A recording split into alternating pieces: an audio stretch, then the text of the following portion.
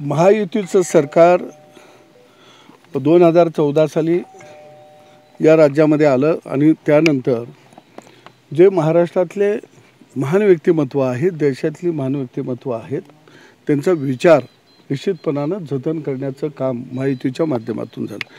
मग अनेक नावं विमानतळाला असेल, महामार्गांना असेल, उड्डाणपुलांना असेल, वेगवेगळ्या मोठ्या संस्था असतील त्यांना असेल, हे आम्ही महापुरुषांची नावं या ठिकाणी महायुतीच्या माध्यमातून अनेक वेळा देण्यात आलेले आहेत। परंतु अहमदनगरमध्ये जे पवार साहेबांच्या समोर जो काही प्रकार झाला की अहमदनगरचं नाव हे अहमदनगरच राहिलं पाहिजे, म्हणजे हा प्रकार पवार साहेबांच्या समोरच का व्हावा, तर त्यांच्या लक्षात आलं, ज्यांनी काही दंगा केला, ज्यांनी मागणी केली, त्यांच्या लक्षात आलं की बाबा आपला आता सासरा आलेला आहे आणि त्यामुळं जावयाने तिथं आरोळी दिली की अहमदनगरचं नाव अहमदनगर करा, पण आमची आरोळी आहे की ते अहिल्यादेवी नगरच असेल, ते बदलायची हिंमत अजून कोणाच्या बापात आहे असं मला वाटत नाही। ते पवारांचे लाडके जावई आहेत। हां, पवारांचे लाडके जावई आहेत आणि त्यामुळं महाराष्ट्राला हे कळलं की पवारांचे लाडके जावई कोण आहेत। पवार साहेबांनी स्पष्ट म्हणायला पाहिजे होतं, भूमिका घ्यायला पाहिजे होती की पुण्यश्लोक अहिल्यादेवी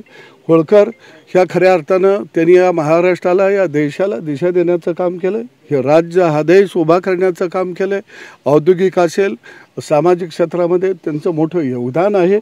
खऱ्या अर्थानं हिंदुत्वाची पताका फडकत ठेवण्याचं काम आदरणीय सुभेदार मल्हारराव होळकरांच्या नंतर ती परंपरा खऱ्या अर्थानं पुण्यश्लोक अहिल्यादेवी होळकर यांनी चालवलेली होती, पण आदरणीय पवारसाहेब त्याच्यावर एकही भाष्य केलं नाही, कारण त्यावर जर बोलावं तर जावाय रुसतील आणि जावायानं जर रुसले तर विधानसभेला लेखीला घरला पाठवतील, ही खऱ्या अर्थाने भीती पवारसाहेबांच्या मनात असावी।